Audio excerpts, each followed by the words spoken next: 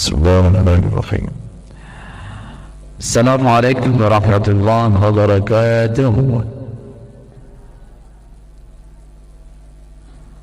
Alhamdulillah, wassalatu wassalamu ala rasulillah wa ala alihi wa sahbihi wa man tabi'ahu wa man wala. Subhanaka la ilma lana illa ma 'allamtana innaka antal alimul hakim. Rabbi shrah li sadri wa yassir li amri wahlul 'uqdatam min lisani yafqahu qawli. Amma ba'd. Yang sama-sama kita hormati Ketua Pengurus Masjid Al-Hidayah, InsyaAllah mudah-mudahan kita semuanya senantiasa dalam hidayah Allah, amin. Kemudian yang terhormat para ustadz, para alim ulama, tokoh masyarakat, bapak-bapak, ibu-ibu yang besar tidak kami sebutkan gelarnya, yang kecil tidak disebut apa. Mudah-mudahan insyaAllah kita semua yang ada di dalam jemaah salat subuh ini tercatat sebagai orang yang melaksanakan amal soleh. InsyaAllah mudah-mudahan amalannya makbul, diterima dan dipetik nanti pada hari kiamat, amin. Bapak-bapak, ibu-ibu yang dimuliakan oleh Allah Subhanahu wa taala, pertama kembali hanya bersyukur kepada Allah atas karunia dan limpahannya yang luar biasa yang Allah berikan kepada kita semua, sehingga tergeraklah kaki kita, tangan kita, semua yang ada dalam tubuh kita ini untuk bisa melangkah. Tentu melangkahnya ini adalah bukan sembarang melangkah. Kita melangkah itu harus punya visi dan misi kita. Nabi sampaikan, idza marartum bi riyadil jannah farta'u. Kalau kamu melangkah untuk melewati taman-taman surga, maka bernaunglah di sana. Artinya kalau kita mendengarkan ada taman-taman surga, pasti senang dengarnya. Itu Pak ya. Ya namanya kalau ada taman-taman di surga, pasti enak, indah, tempatnya nyaman. Nah, ketika sahabat mendengarkan ini langsung terpekak. Kenapa? Karena kalimat yang diutarakan Nabi itu indah. Jadi gaya bahasa Nabi kalau membuat rayuan itu indah sekali. Idza marartu bi riyadil jannah farta'u. Sahabat bertanya, faqalu wa ma hiya riyadul jannah ya Rasulullah, taman-taman surga itu seperti apa itu wahai Rasul di dunia? Saya enggak pernah lihat. Kata Nabi, hilaqul dzikir, orang yang senantiasa dalam lingkaran-lingkaran zikir. Disebutkan keindahan nama Allah di sana, keindahannya Nabi Muhammad, termasuklah mengkaji daripada khazanah keislaman, insyaallah.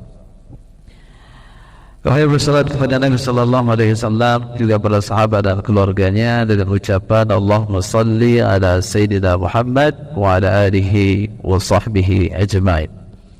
Ma'asyiral muslimin wal muslimat yang kami muliakan, insyaallah pada kesempatan subuh ini akan menyampaikan materi terkait dengan fiqhul awlawiyat, ataupun disebut dengan fikih yang berbicara tentang mengambil mana yang lebih prioritas atau memilih amalan yang mana yang lebih terbaik. Mungkin lebih mudah dipahami. Kalau bahasa Arabnya al-aula, jamaknya awlawiyat. Ma'asyiral muslimin wal muslimat yang dimuliakan oleh Allah, pembahasan ini sangat memiliki urgen dalam hal menentukan pilihan. Apalagi kita ini sebagai pemimpin ataupun sebagai apa saja, karena kita akan berhadapan dalam hal-hal situasi yang harus kita tentukan pilihannya. Memilih istri lama atau istri baru, ya Pak ya. Dipilih dua-duanya ya.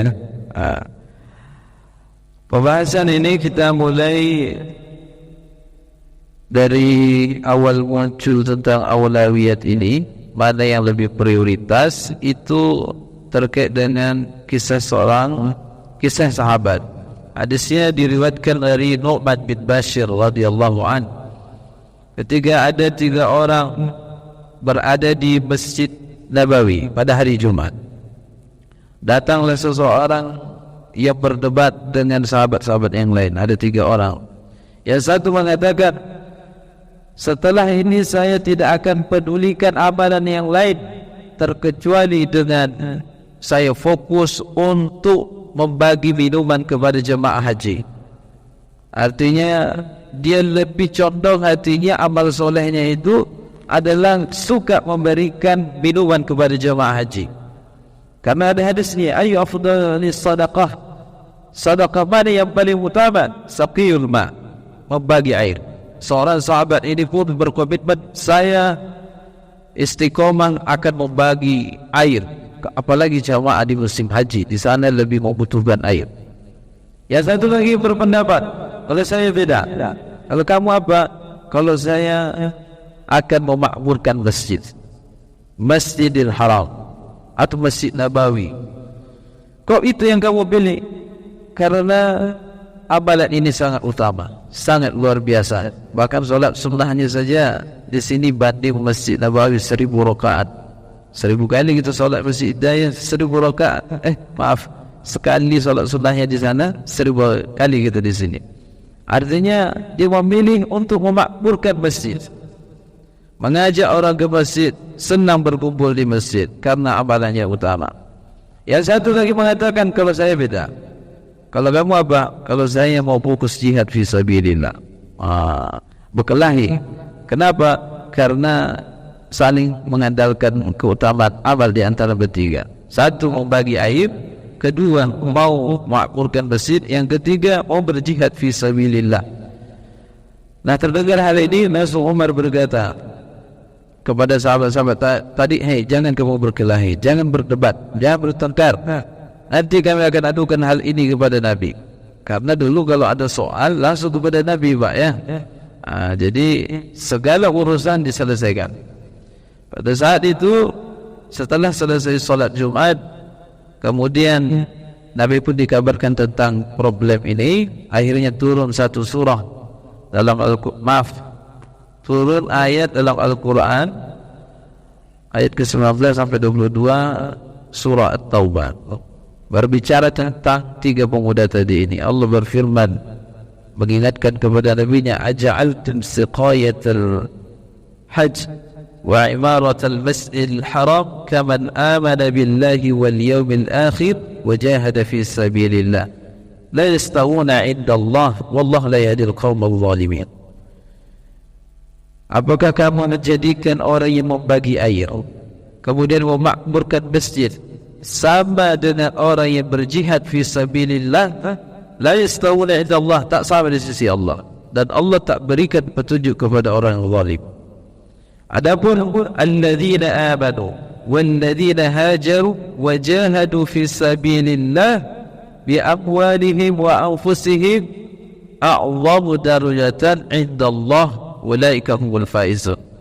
Adapun orang yang beriman kemudian berhijrah, kemudian berjuang, berjihad di jalan Allah dengan jiwanya, dengan hartanya, itulah yang paling tinggi derajatnya di sisi Allah, dan itulah orang-orang yang beruntung. Jadi ma'asyiral muslimin wal muslimat, jadi kalau kita lihat daripada rangkaian ini untuk menegaskan kepada kita tentang tiga amalan tadi, mana yang paling utama.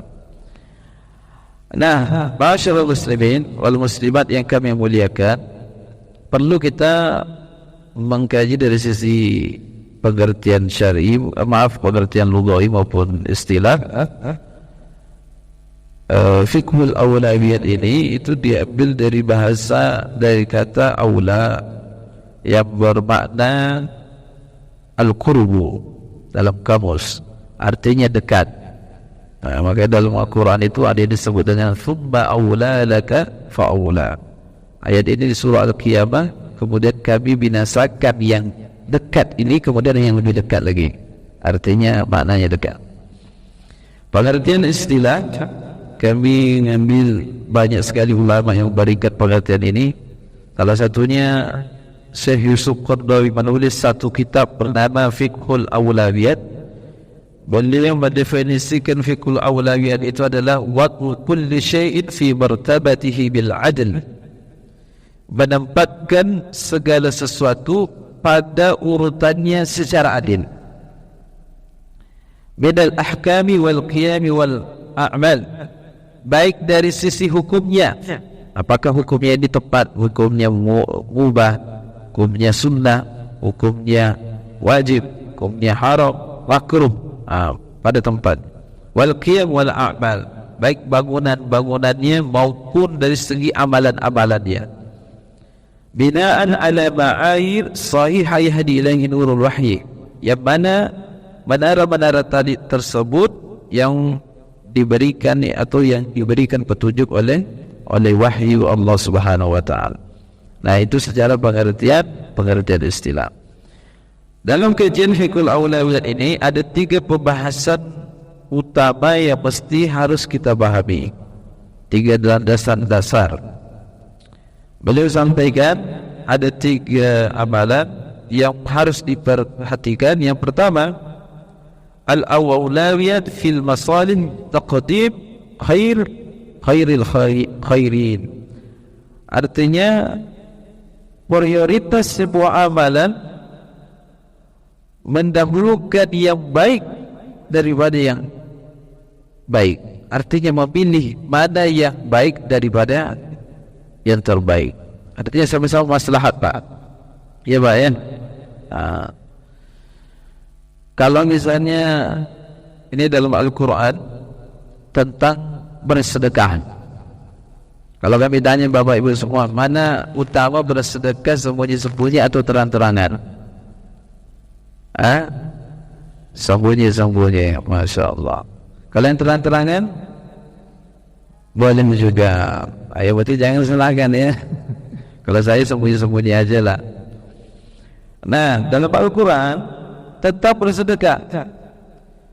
Surah Al-Baqarah ayat 272, Allah berfirman, "Idh tubadus sadaqati fa ni'mahi." Jika kamu nyatakan sedekahmu itu lebih baik bagimu. Wa in tukhuha wa tu'tuha al-fuqara fa huwa khairul lakum. Dan jika kamu sembunyikan sedekahmu dan kamu berikan kepada orang-orang yang fakir, fahuwa khairul lakum, itu lebih baik lagi bagi kalian. Wa yukaffir ankum min sayyiatikum, Allah akan hapuskan kesalahan-kesalahan kalian. Nah, ini bicara tentang sedekah. Sedekah yang memberikan fakir miskin dalam kondisi sembunyi-sembunyi, artinya di sisi Allah jauh lebih utama. Apa sebabnya? Karena terpeliharanya daripada mungkin ada sifat mau dipuji. Karena amalan yang paling hebat itu adalah amalan yang bisa disembunyikan di pandangan manusia. Nah, bicara tentang sedekah yang terang-terangan, kadang-kadang Nabi itu juga lebih mengutamakan juga ada yang terang-terangan dalam kondisi tertentu. Misalnya di dalam Ghazwatul Usr tahun ke-9 Hijrah, perang yang sulit dihadapi oleh Nabi waktu itu minta sedekahnya dengan cara apa? Dengan cara terang-terangan, tak sembunyi-sembunyi. Siapa yang mau bersedekah, kita akan melawan pasukan Romawi pada waktu itu. Yang Utsman bin Affan sedekahkan 100 ekor unta, 1.200 dinar. Itu luar biasa, Pak, harta yang diinfakkan terang-terangan. Abu Bakar As-Siddiq, berapa infaknya? Semua harta saya. Apa yang kamu sisakan? Saya sisakan istri dan anak saya hanya untuk Allah saja, tak bawa apa-apa. Umar bin Khattab, berapa kamu infakkan? Separuh hartanya diinfakkan. Artinya berlomba-lomba di dalam mengeluarkan hartanya waktu itu. Dan itu terang-terangan, tak sembunyi-sembunyi. Kenapa dipilih seperti itu? Karena untuk memancing daya tarik agar sahabat juga itu mau berinfak dan bersedekah. Makanya dalam hadis juga disampaikan, man sanna fil islam sunnatan hasanah kana alaihi ajruha wa ajru man amila biha. Siapa yang mulai perkara yang baik, sunnatan hasanah, ini bicara tentang asbabul urut, tentang orang bersedekah. Memulai bersedekah kemudian diikuti yang lain, maka dia dapatkan pahalanya dan pahala orang-orang yang mengikutinya tanpa mengurangi sedikit pun. Wa man sanna fil islam sunnatan sayyi'an kana alaihi wizruha wa wizru man amila biha ba'dahu ayanqusa bin auzarihi syai'an. Artinya dalam hal dosa pun kalau ada yang memulainya, maka dia pun dapatkan dosanya tanpa mengurangi daripada orang yang berbuat tadi. Nah, jadi bapak-bapak, ibu-ibu yang dimuliakan oleh Allah Subhanahu wa taala, ini bicara tentang kita ini bersedekah. Artinya ketentuannya ini mana yang lebih utama. Nah, masyaallah muslimin yang dimuliakan oleh Allah. Nah, tentunya hal yang semacam ini ada runutan, misalnya dalam menghukumi wajib atau sunnah. Kalau bicara tentang wajib sama sunnah, mana yang lebih utama? Utama yang lebih wajib. Maslahatun ammah wa maslahatun khassah. Kemaslahatan umum dan kemaslahatan khusus, mana yang lebih utama?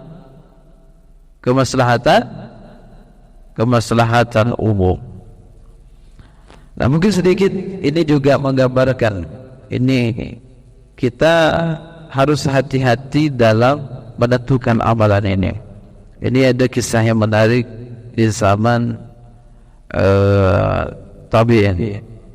Itu kisahnya Imam Ahmad bin Hanbal ketika meminta Imam Asy-Syafi'i untuk bisa berkunjung ke rumahnya. Pernah ada ceritanya, Pak?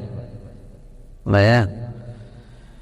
Ini ketika Imam Syafi'i itu karena saking terkenal keulamaannya, itu Imam Ahmad bin Hanbal itu pingin dia itu datang ke rumahnya. Akhirnya dipanggil untuk datang. Ketika sudah datang, dihidangkanlah makanan. Luar biasa, banyak makanan. Karena mau ditengok apa amalan Imam Syafi'i kalau dihidangkan makanan. Nah, setelah dihidangkan makanan yang banyak, Imam Syafi'i ini ambil itu makanan dan dihabiskan semuanya. Terkejut ini Imam Ahmad bin Hanbal, dihabiskan semuanya ya, gak disisakan untuk saya. Tidak sampai di situ, itu baru dalam hati karena takut tersinggung. Akhirnya yang kedua itu dia pergi, mohon maaf, disiapkan kamar kemudian untuk beristirahat. Nah, silakan untuk masuk istirahat, ini kamarnya. Ada dia istirahat.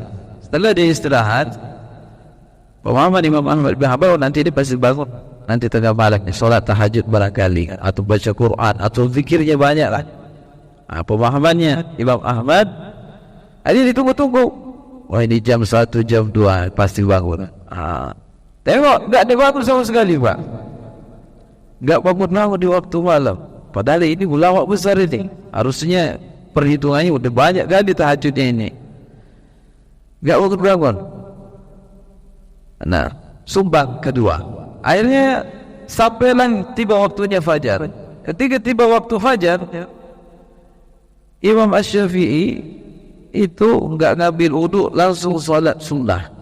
Ditengok si Imam Ahmad, wih, ini kok enggak ngambil wudu ini, langsung salat sunnah saja. Berarti enggak sah salatnya. Kenapa? Karena salat, satu syarat daripada sahnya salat itu adalah berwudu.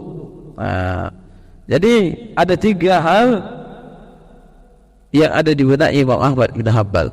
Satu, makanan dihabiskan semuanya, habis makanan. Kedua, terkait dengan tidur, kok gak bangun-bangun salat tahajud. Yang ketiga, itu terkait dengan berwudu, dia salat gak pakai wudu lagi. Nah, akhirnya singkat cerita bapak ibu yang kami muliakan, akhirnya setelah selesai salat ditanyalah waktu pulang, Syekh, kami ini sebenarnya bingung sama anda ini. Dari amalan yang anda lakukan ini, sejak kami terima sampai sekarang ini ada 3 problem di kepala. Apa itu? Yang pertama, makanan habis. Apa maksudnya ini? Tolong dijelaskan. Yang kedua, masalah kok gak bangun solat tahajud dan lain, mungkin ada amalan yang lain. Yang ketiga, solat tidak berwudu. Dijawablah sama Imam Asy-Syafi'i, kenapa saya memakan makanan itu semuanya dan saya tidak sisakan? Yang pertama, karena saya lihat makanan ini barokah, diambil dari harta yang barokah, dan saya ingin tubuh saya ini semuanya masuk daripada harta yang barokah. Saya tidak mau nanti tubuh saya ini masuki harta yang haram. Yang kedua, kalau saya makan itu cuma sedikit, artinya cuma sedikit engkau bersedekah kepada saya. Tapi kalau saya makan banyak, insya Allah banyak sedekahnya.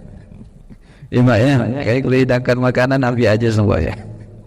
Gak ada makanan yang sendirian.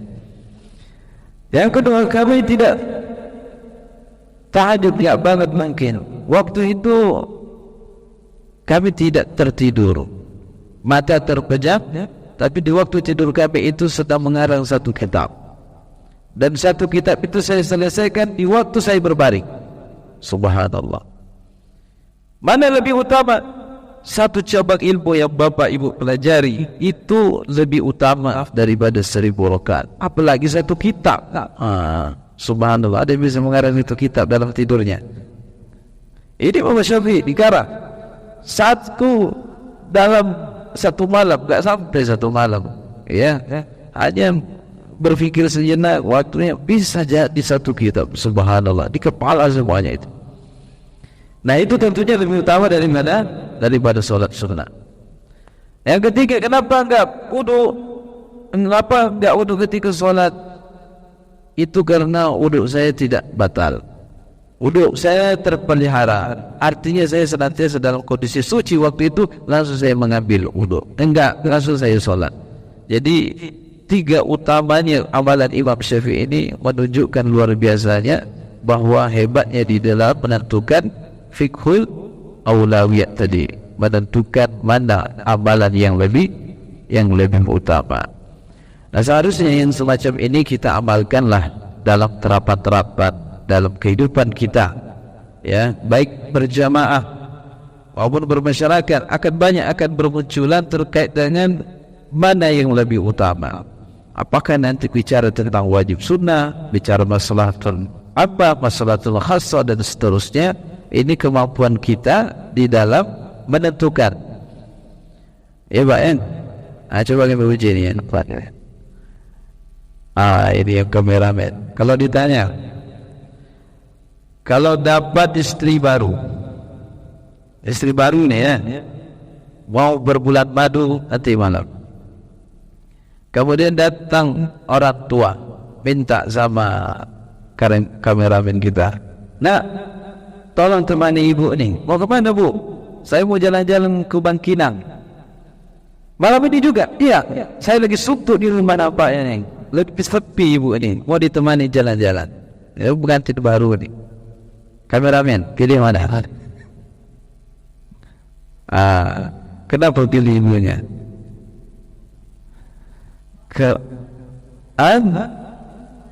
Bawa kedua-duanya. Masya Allah. Itu ibunya lebih hebat lagi, bawa kedua-duanya. Subhanallah. Tak boleh pilih kedua-dua, harus pilih salah satu. Milih ibu. Subhanallah. Jadi artinya ini kenapa? Karena ibu itu lebih utama perintahnya daripada hanya bersama dengan istri. Tapi kalau ini sempat ada problem, saya pilih istri saja. Ibu ini gak ngerti sama kita. Jadi bapak-bapak, ibu-ibu yang dimuliakan oleh Allah, ini terkait dengan pembahasan yang pertama. Yang kedua, dalam masalah pokok al-awlawiyat ini adalah fil masalih wal mafasid, bertemunya dua antara maslahat dan mafasid, kerusakan. Dalam hal semacam ini mana yang diutamakan? Taqdimul maslahah alal mafsadah. Tentu diutamakan itu adalah kemaslahatan dan terhindarnya dari mudarat. Dari mudaratnya itu tercegah demi dapat maslahat. Lebih utama itu menolak mudaratnya. Kalau kaidah usul fikihnya itu darul mafasid muqaddam ala jalbil masalih. Menolak mudarat itu jauh lebih utama daripada meraih maslahat. Nah, kaidah ini muncul dari mana? Hadisnya dari Jabir bin Abdullah radhiyallahu anhu. Kharajna fi safar fa asaba rajulan minna hajar fashajjahu. Waktu itu kami sedang bersafar, lalu kemudian ada seorang laki-laki dari kami itu yang terkena batu, sehingga fashajjahu, Kemudian ketika terkena batu itu agak koyak, ya, fi ra'sihi, di kepala, koyak di kepala. Thumma ihtalama fa sa'ala ashabahu faqala. Kemudian di waktu malam, waktu bersabar ini, dia itu mimpi basah. Kemudian dia bertanya kepada sahabat-sahabat yang lain, hal tajiduna li rukhsatan fit tayammum? Apakah saya ini punya rukhsah, punya keringanan agar bisa tayammum saja? Artinya dia kan lebih mimpi nih, harusnya kan mandi nih, tapi robek habis kena batu. Kata sahabat, ini jawab ini langsung, ma najidu laka rukhsah wa anta taqdiru 'ala al-ma'. Saya tak tengok kamu itu ada keringanan, pokoknya kamu harus mandilah. Begitu.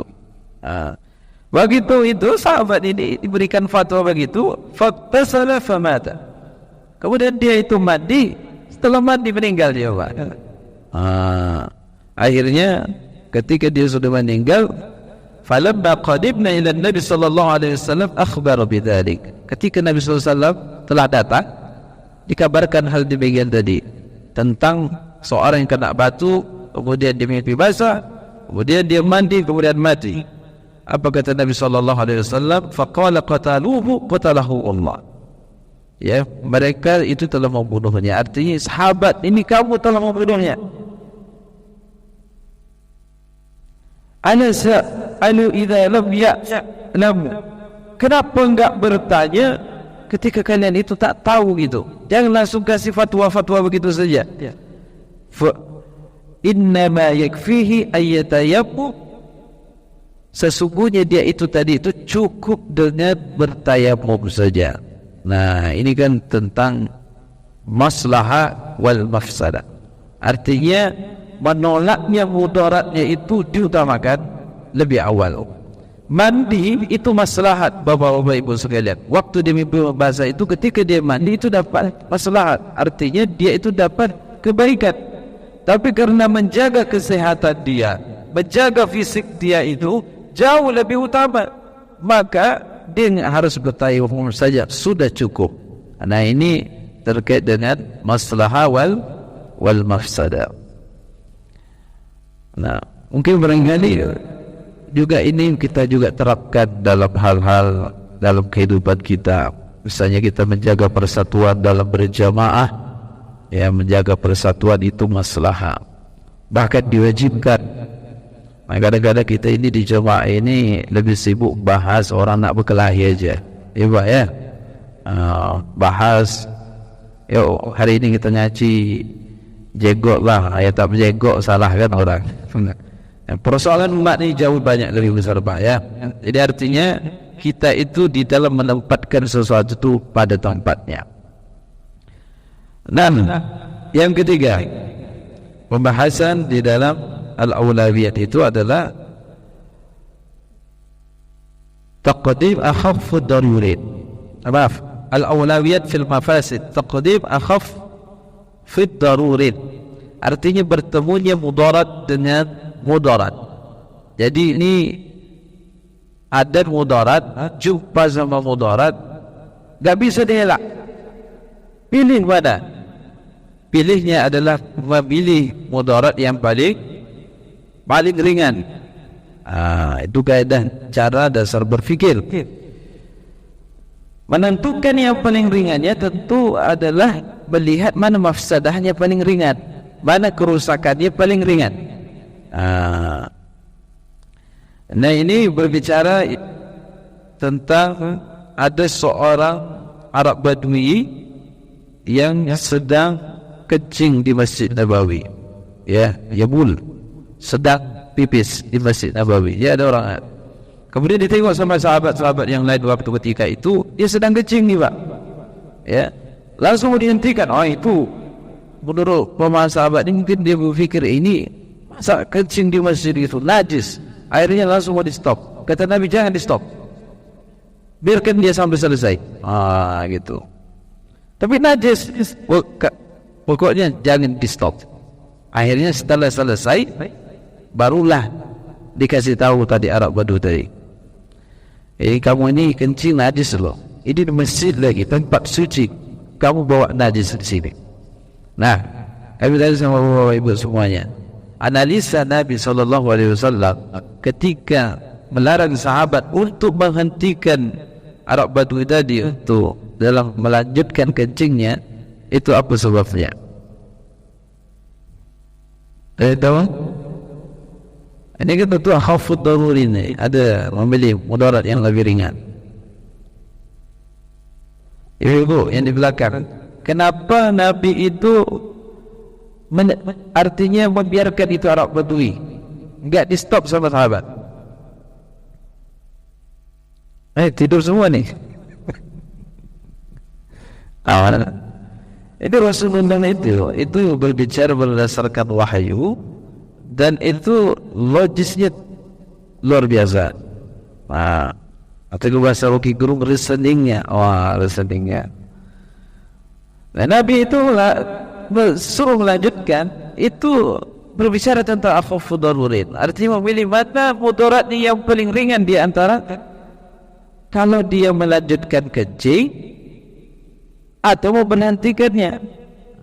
Ada dua. Satu, kalau dia lanjutkan kencingnya tadi kemudian dihentikan, satu, dia bisa merusak tubuhnya. Kenapa? Karena itu tersimpan di dalam dan bisa jadi penyakit, rusak. Yang kedua, kalau dia dihentikan waktu itu kencing bisa bertebaran kemana-mana. Artinya dia akan banyak menyebarkan najis di dalam masjid. Nah, tentu dari sini kita bisa amati tentang memilih mudaratnya yang paling ringan. Kalau dia hanya kencing di waktu itu cuma satu titik, tapi kalau dibiarkan dia stop tadi, bisa melebar kemana-mana air kencingnya. Tentu najis akan lebih banyak. Nah, ini terkait dengan berbicara al-awlawiyat taqdim akhaffud darurin, memilih di antara mana yang lebih ringan. Jadi ma'asyiral muslimin yang dimuliakan oleh Allah Subhanahu wa taala, ini mungkin barangkali kita juga ada hal-hal tertentu yang kita jumpai enggak bisa memilih, ini mudarat semuanya. Kalau punya istri cerewet, ini mau apa ya? Contoh saja nih. Istri cerewet itu mudarat atau enggak, Pak? Mudarat? Enggak juga lah kalau cerewet itu soleha. Tapi yang enggak cerewet dia, mana-mana suaminya dikomentari terus. Bawa duit komentar, tak bawa duit apa lagi komentar terus. Ini istri cerewet, mungkin mudarat bagi suami kalau istri cerewet. Nah, kemudian persoalan berikutnya, istri yang cerewet ini tadi ada suami itu digoda sama wanita cantik, sehingga terpalinglah dia itu dari membayangkan tadi itu si wanita tadi itu, istri yang pertama. Wah, digoda ya dia. Abang ini bentilah itu sama istri itu, dia ngawak aja katanya. Ya. Nah, kira-kira kalau dalam persoalan ini memilih mana? Ini sama-sama mudarat, istri ini mudarat, suka dia cerewet sama suami. Ya, jadi cerewet bu ya. Contoh nih, barangkali ditemukan. Ya, tapi kalau suaminya diambil sama orang, ridho tidak? Enggak ridho kan? Nah, suami yang semacam ini harus pilih. Ya, saya sudah digoda. Artinya kalau digoda itu maksiat. Maksiatnya besar. Nah, tentunya hal yang semacam ini suami harus menetapkan pilihannya untuk memperbaiki istrinya dan seterusnya. Jadi, bapak-bapak ibu yang dimuliakan oleh Allah Subhanahu wa taala, mungkin terkait dengan 3 masalah pokok dalam pembahasan al-awlawiyat ini, kita berusaha untuk lebih mengkajinya di dalam praktek-praktek kehidupan kita yang kita temukan dalam sehari-hari. Semoga kita ini bisa terapkan. Baik, kalau ini saja karena sudah masuk jam 6 10 menit, Mungkin barangkali dalam pertemuan ini kita cukupkan sampai demikian. Mudah-mudahan bermanfaat bila khusus dari pribadi yang berbicara. Barakallahu li wa lakum fil Qur'anil azim. Subhanakallah bihamdik asyhadu an la ilaha illa anta astaghfiruka wa atubu ilaik. Wassalamualaikum warahmatullahi wabarakatuh.